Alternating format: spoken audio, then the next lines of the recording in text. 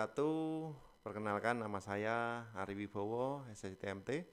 Saya selaku Kepala Bidang Lalu Lintas Dinas Perhubungan Kota Surakarta.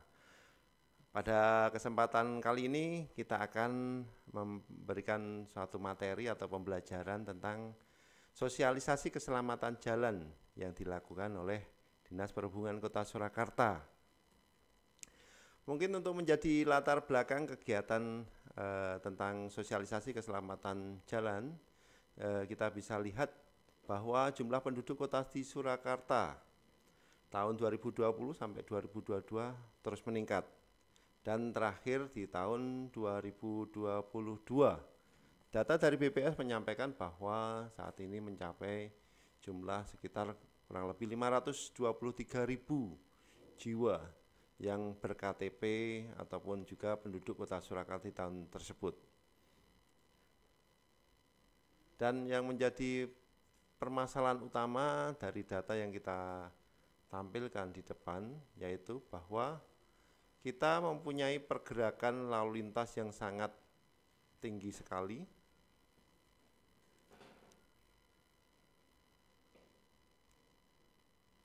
di mana pergerakan arus lalu lintas ini sebanyak total 2,8 juta kendaraan. 2,8 juta kendaraan itu melintas setiap harinya di kota Surakarta. Hal ini sangat-sangat real di lapangan, di mana kota Surakarta dilingkupi oleh kota-kota hinterland, di mana Subo, Sukowono, Seraten, ada Boyolali, Sukoharjo, Karanganyar, Sragen, Wonogiri, dan Klaten. 6 kota di sekitarnya banyak juga yang beraktivitas harian dan bahkan bekerja di kota Surakarta, sehingga melakukan aktivitas pagi masuk misalkan dan juga sore pulang. Dan arus lalu lintas tersebut didominasi memang saat ini harus di internal atau di dalam kota. 2,8 juta kendaraan yang melintas ini juga sangat menjadikan suatu permasalahan di kota Surakarta, di mana pergerakan jumlah kendaraan yang tadinya hanya sekitar 500.000 dengan jumlah kendaraan yang jumlah penduduk yang sebanyak 523.000 dan jumlah kendaraan yang kurang lebih adalah 800.000, sehingga data 2,8 juta ini sangat membebani kota Surakarta. Hal tersebut perlu kita antisipasi bersama dengan manajemen rekayasa lalu lintas dan strategi-strategi yang lainnya. Kembali ke konteks ataupun tema dari bahasan kita, bahwa kami sampaikan lokasi rawan kecelakaan dan jumlah angka kecelakaan di kota Surakarta. Ada beberapa lokasi yang kita dapatkan dari kajian keselamatan di Subkota Surakarta dan juga tentunya data dari Satlantas Kota Surakarta. Beberapa titik black spot perlu menjadi perhatian. Seperti black spot itu adalah lokasi-lokasi yang tempat terjadinya kecelakaan. Seperti di lokasi depan SPBU Pucang Sawit, depan SPBU Njuruk, di Jalan Pucang Sawit di Jalan Juanda, di SPBU Njuruk di Jalan Insinyur Sutami, di depan Pengadilan Surakarta, itu di Jalan Adi Sucipto, terus di depan Pengadilan Surakarta di Jalan Slamet Riyadi, di depan DPRD Kota Surakarta di Jalan Adi Sucipto, depan kampus UTP Jalan Ayani, Simpang Apil Tirtonadi itu pertemuan dari Jalan Ayani juga Jalan Tendian, terus juga di depan Kecamatan Banjarsari atau Jalan Adi Sumarmo, terus terakhir adalah di Simpang 4, Simpang 5 Komplang atau pertemuan Jalan Ki Mangun Sarkoro, Jalan Popda, Jalan Adi Sumarmo, dan juga Jalan Ki Mangun Sarkoro. Dari data yang kita tampilkan saat ini, jumlah kecelakaan cenderung meningkat. Diawali 2015 525 dan 71 meninggal, dan dengan indeks keparahan fatalitas 13,52. Terus dan terakhir 2 tahun terakhir ini ada cenderung naik dari 2021 881 dengan 51 meninggal dunia, dan 2022 data terakhir tahun lalu itu jumlah kecelakaan meningkat tajam sampai 1.332 kejadian, dan meninggal dunia cukup melonjak juga, 80 orang meninggal dunia dengan indeks keparahan adalah 6,01. Rata-rata kita dapatkan dari data tersebut juga kita cuplikan rata-rata kecelakaan untuk anak di tahun 2015 sampai dengan 2018 itu juga cukup tinggi, terutama di usia 11 sampai dengan 20 tahun. 372 kejadian kecelakaan melibatkan usia muda, usia sekolah 11 sampai 20 tahun. Nah, tadi kami sebutkan juga untuk lokasi rawan kemacetan, ada beberapa lokasi, cuman beberapa kita cuplik di sini adalah di Simpang Ceklek dan Simpang Balapan. Hal ini sangat real seperti kondisi di lapangan, bahwa memang di kawasan tersebut saat ini ada sedang pembangunan viaduk Gilingan dan juga masih dalam pembangunan elevated rail Joglo, dua proyek yang berjejer, kaitannya adalah perlintasan kereta api, dan saat ini masih dalam pengerjaan sehingga menjadikan suatu permasalahan kemacetan di kawasan sekitarnya, diantaranya adalah di Simpang Cengklek dan Simpang Balapan. Dan kami lanjutkan untuk program sosialisasi keselamatan jalan untuk menjadi solusi dari apa yang kami sampaikan tadi. Kecelakaan banyak, korban meninggal dunia banyak, dan sebenarnya pun korban meninggal dunia satu pun sudah sangat terlalu banyak. Program sosialisasi keselamatan jalan untuk mendukung hal tersebut kami lakukan dalam beberapa strategi atau teknik.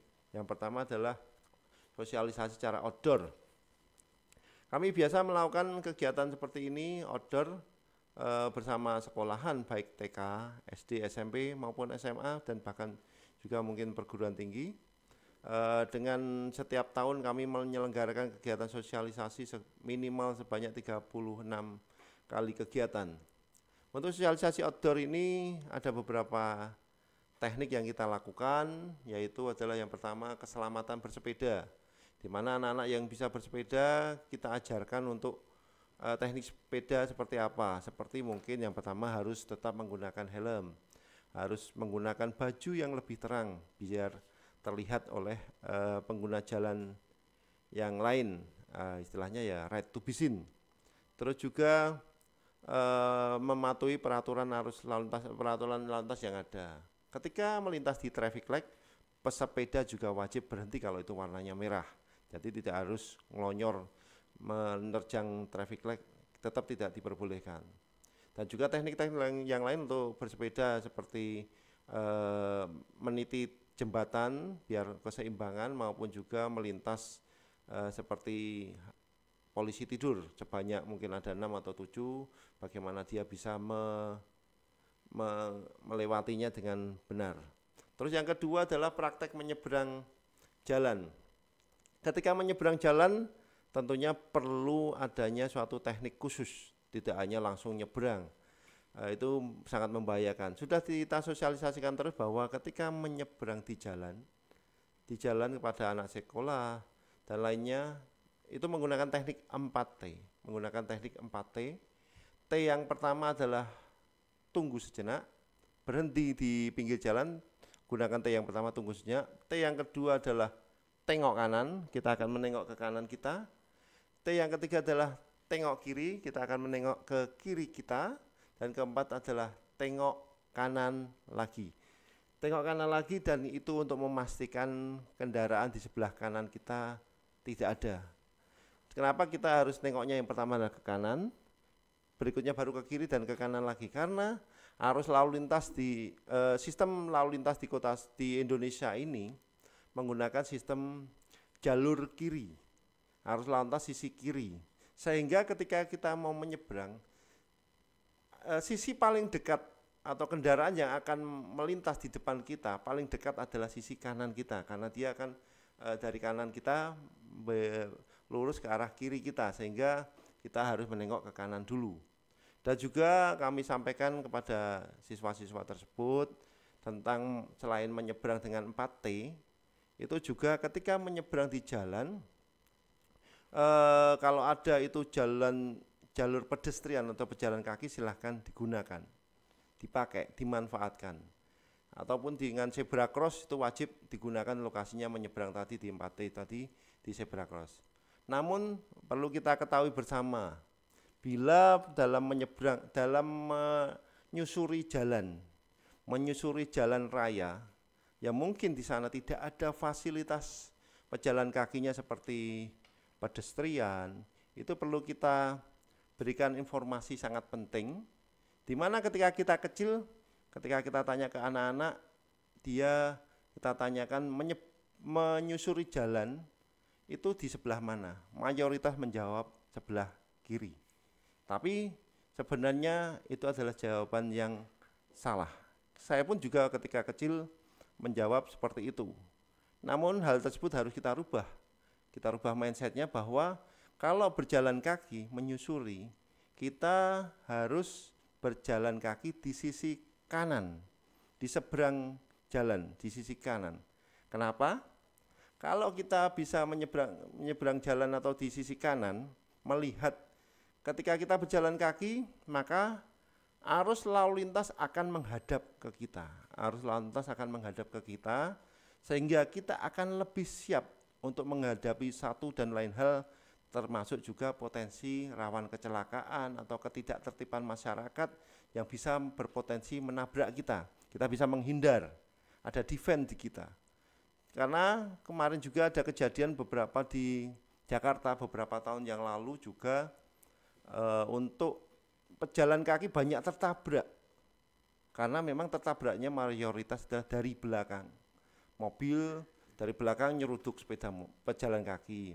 Sepeda motor menabrak dari belakang pejalan kaki itu dari motor menabrak pejalan kaki dari belakang, sehingga kita harus berjalan kakinya menyusuri di sisi kanan.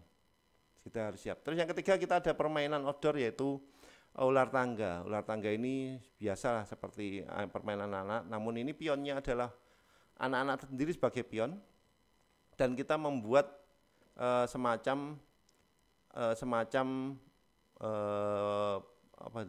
dadu yang besar, ukuran 50 cm x 50 cm, nanti dilempar boneka dadunya tersebut. Jadi 3 permainan ini, keselamatan bersepeda, praktek menyeberang dengan pedoman 4T, biasanya kita bisa pakai MMT seperti yang digambar. Kita perlu MMT, dan baik di ruangan kelas ataupun di halaman kita siapkan, dan nanti ada miniatur jalan, ada miniatur rambu, miniatur sepeda, miniatur traffic light dan sebagainya, sehingga anak-anak tidak takut ketika menyeberang. Dan ada yang berperan sebagai penyeberang jalan, ada yang berperan sebagai pesepeda, dan ada yang penonton masyarakat umum. Itu 3 teknik sosialisasi outdoor. Bagaimana dengan indoor? Kami juga punya sosialisasi indoor. Sosialisasi indoor ini di dalam ruangan kami tentunya bisa menjelaskan kepada adik-adik yang kita berikan sosialisasi tentang mengenalan rambu-rambu lalu lintas. Rambu-rambu lalu lintas ada berapa warna, artinya apa? Seperti yang bernuansa ada warna merah dominan, itu adalah rambu larangan. Sehingga kalau kita melanggar pasti akan mendapatkan tilang atau rawan kecelakaan. Terus lampu yang berwarna kuning itu perhatian atau peringatan bahwa ada sesuatu di depan. Lalu yang biru adalah perintah yang harus kita ikuti, dan hijau adalah petunjuk yang harus juga kita ikuti. Terus juga berikutnya marka jalan. Mayoritas kurang tahu tentang marka jalan. Apa itu marka lurus? Marka lurus adalah marka yang tidak bisa dilintasi baik nyebrang maupun juga ketika menyalip. Markanya lurus, tidak terputus. Bagaimana dengan marka putus-putus? Itu bisa menyalip, melintasi di marka tersebut, ataupun menyeberang motor atau mobil atau jalan kaki di lokasi tersebut atau sepeda. Dan bagaimana bila itu menjadi kombinasi marka lurus semua double, itu biasanya adalah tempat rawan kecelakaan, benar-benar tidak dipersilahkan, tidak diperbolehkan untuk menyeberang maupun menyalip di lokasi tersebut. Terus bagaimana jika kombinasi marka lurus dan marka putus-putus? Ketika terjadi kita melihat tersebut marka lurus dan putus-putus, sehingga ketika kita lihat di sisi marka yang putus-putus, itulah tempat kita bisa menyalip ataupun menyeberang. Namun di sisi jalur yang itu markanya lurus, kita tidak diperkenankan menyalip maupun menyeberang. Terus juga apil atau traffic light, kita juga mempunyai traffic light merah, kuning, hijau. Itu miniaturnya ada, agak besar juga ada, dan itu kita punya traffic light portable juga yang bisa kita pasang sewaktu-waktu bila ada suatu permasalahan di lapangan. Dan itu bisa kita edukasikan bahwa merah adalah pasti tahu, merah itu berhenti, kuning itu hati-hati, dan hijau itu jalan. Cuman yang menjadi catatan adalah kuning. Kuning ini sebenarnya artinya adalah bersiap untuk berjalan, bersiap untuk berhenti untuk di traffic light. Jadi ketika sudah kuning ya mohon untuk segera berhenti kalau itu menuju merah. Kalau menuju hijau ya bersiap, silahkan menuju untuk berjalan. Kami akan memperkenalkan beberapa permainan. Ini kami punya program namanya Dalan Selamat. Dalan Selamat ini adalah akronim dari Dolanan Lalu Lintas Lan Sinau Keselamatan dan Ketertiban. Dalan Selamat ini kita ciptakan di tahun 2021 kemarin, dan ini sudah menjadi ringkasan yang menjadi tutorial semacam guidance kita untuk bersosialisasi pada adik-adik terutama di SD kelas 1 maupun sampai dengan kelas 6. Dan ini juga kita bagi, ini adalah menu-menu dalam game Dalan Selamat tersebut. Menu-menu tersebut untuk Dalan Selamat kita lakukan dalam 2 level kalau di buku tersebut atau di materi tersebut. Untuk kelas 1 sampai kelas 3 itu untuk level 1, dan kelas 4 sampai kelas 6 itu untuk level 2. Ini kami cuplikan untuk game Dalan Selamat, dan Dalan Selamat ini juga sudah ada di YouTube Dalan Selamat, silahkan juga dilihat. Terus ada IG-nya juga, Instagram-nya Dalan Selamat juga. Untuk materi-materi ini pun juga bisa diunduh secara gratis di YouTube Dalan Selamat di deskripsi paling akhir. Kita lanjut, untuk game Dalan Selamat ada 11 permainan. 11 permainan yang menyenangkan untuk anak SD. Yang pertama adalah menjodohkan gambar. Nah, gambar seperti ini atau tampil di layar, ini adalah menjodohkan gambar, dan nanti untuk seperti tulisan atau di sini adalah gambar zebra cross seperti ini, dan nanti dicari tulisan zebra cross. Tulisan dan gambar di-matchingkan atau ditarik garis seperti contoh saya ini, sehingga untuk memudahkan dan adik-adik kita ajak untuk bermain sambil belajar. Untuk permainan pertama adalah menjodohkan gambar atau match the picture kalau di lokasi, kalau di permainan tersebut, dan ini video tutorialnya pun sudah ada di YouTube Dalan Selamat. Yang kedua adalah teka-teki lalu lintas. Teka-teki lalu lintas saya yakin sudah tahu semua bahwa ini simple, tapi ini materi kontennya adalah tentang berlalu lintas. Ada yang menurun, ada yang mendatar, seperti biasa, dan ini sangat simple, saya yakin sudah bisa, dan video tutorialnya pun sudah ada di YouTube Dalan Selamat. Untuk permainan yang ketiga adalah kita punya permainan ular tangga. Ular tangga ini sama, mirip juga dengan yang lainnya, namun yang menjadi perbedaan adalah ini kita bentuknya adalah ular. Seperti ular, kita mulai dari titik start dari angka 1 dan terus ke arah ekor, dan menggunakan dadu. Dadunya kalau ini kan miniatur, dan dadunya bisa sudah kita siapkan juga di materi Dalan Selamat tersebut.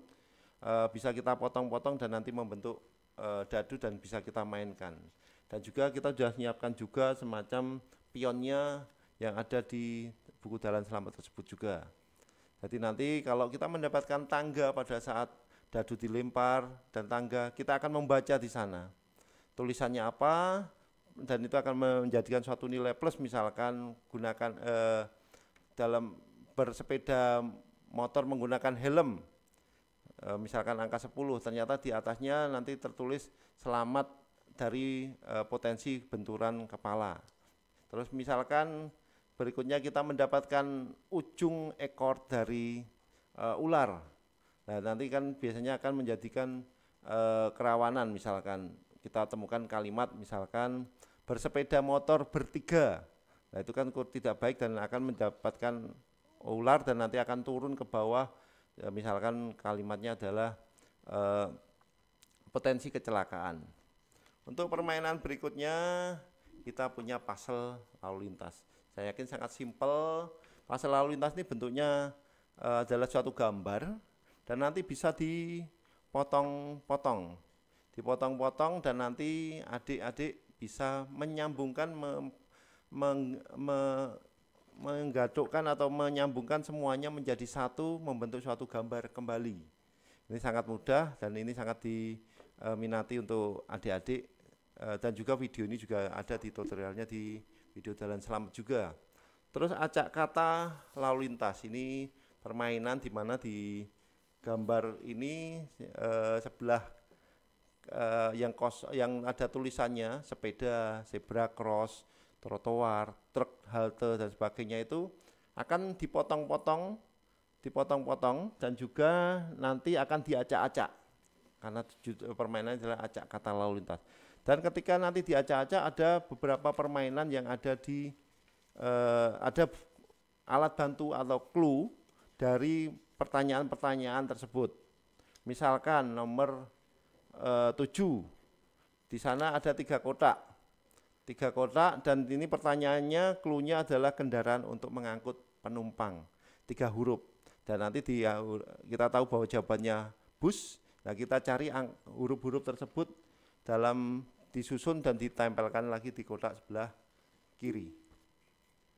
Terus permainan berikutnya yang cukup menarik adalah kita punya tebak gambar lalu lintas.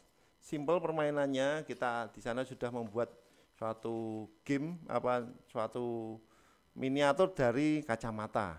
Seperti yang mungkin saya pakai kacamata ini, dan nanti kita juga memotong kertas-kertas seperti ini dan ada tulisannya di sana, dan nanti akan dipasang di lipatan lubang yang ada di atas sini atau di atas hidung dari pemakai, dan nanti ada tulisannya apa, nanti ditanyakan kepada lawannya, temannya.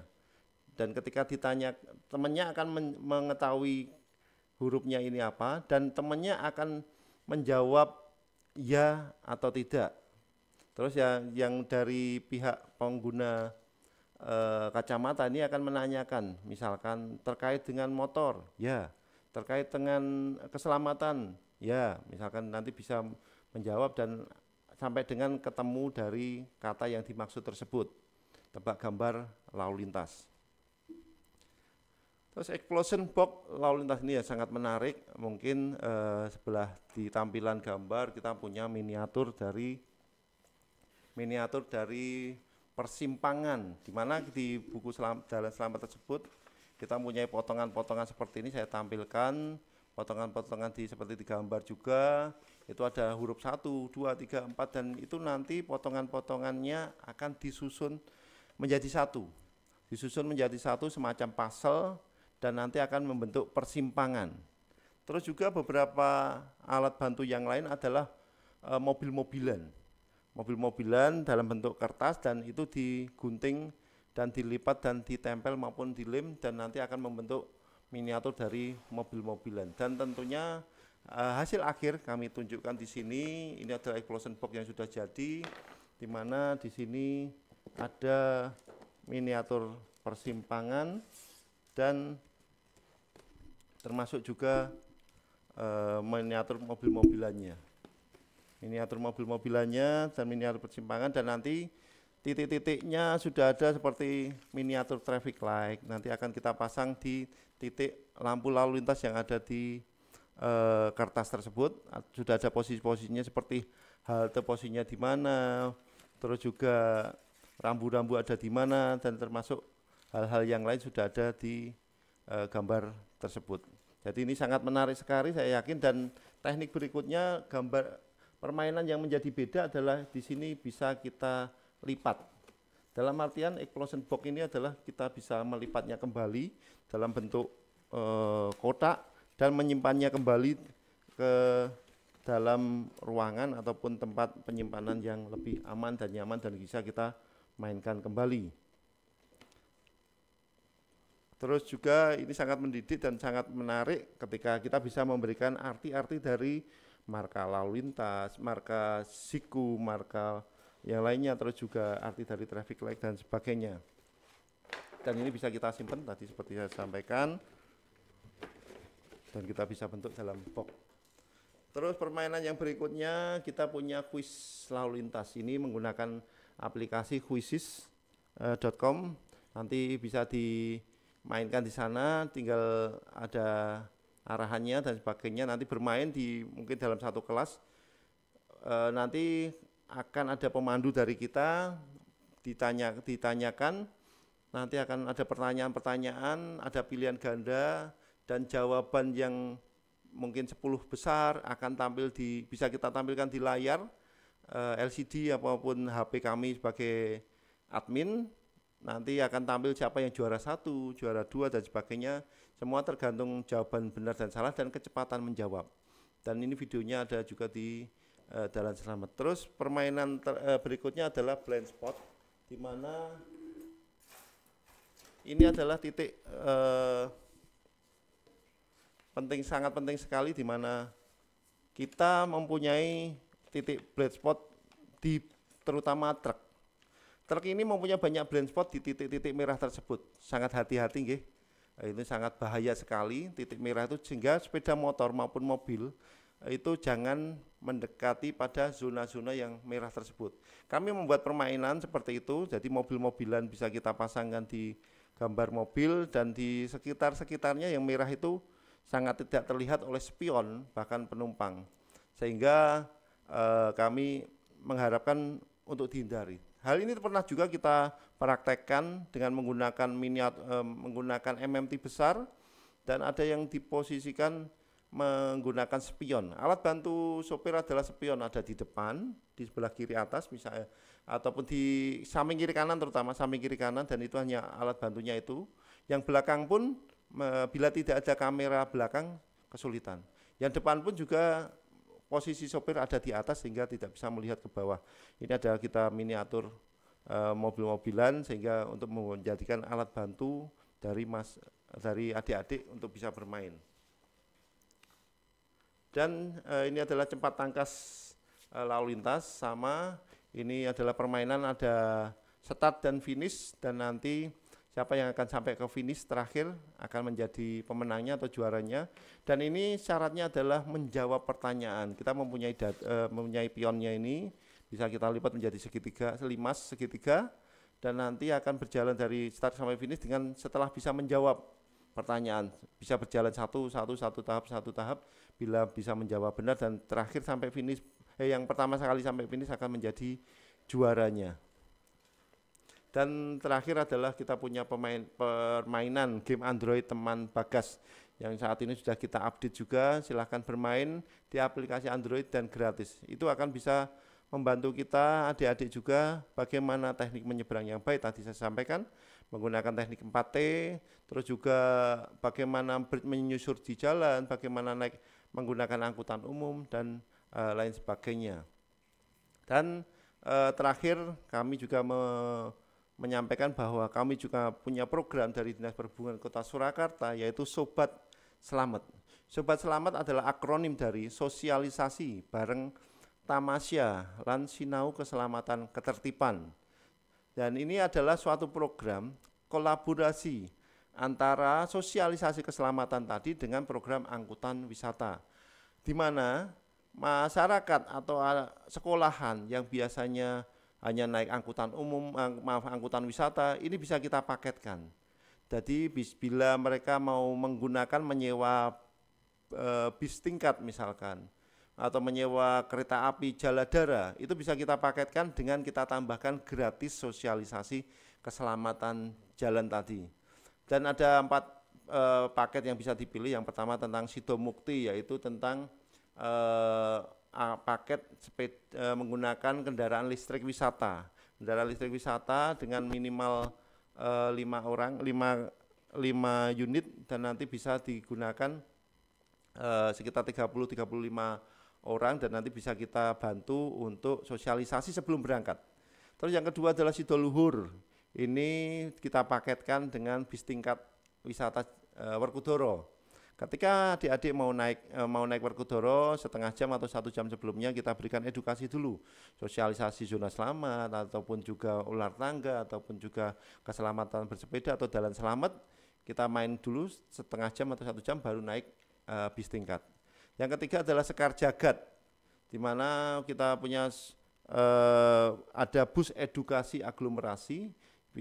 Tujuannya adalah ke wisata-wisata edukasi seperti di Klaten, tempat pembuatan soun, ke tempat pembuatan gamelan, terus juga yang lainnya, termasuk juga nanti akhirnya di Umbul Pelem misalnya bermain. Sebelum mereka berangkat bisa kita berikan sosialisasi dulu. Dan terakhir adalah Wahyu Tumurun. Paket Wahyu Tumurun ini adalah kita pakaikan dengan kereta api Jaladara. Bila menyewa Jaladara bisa kita berikan sosialisasi lebih awal sebelumnya dengan sosialisasi keselamatan. Dan ini sangat diminati masyarakat. Bila mungkin ada yang berminat kami persilahkan. Dan itu adalah sosialisasi dari kami, sosialisasi keselamatan jalan.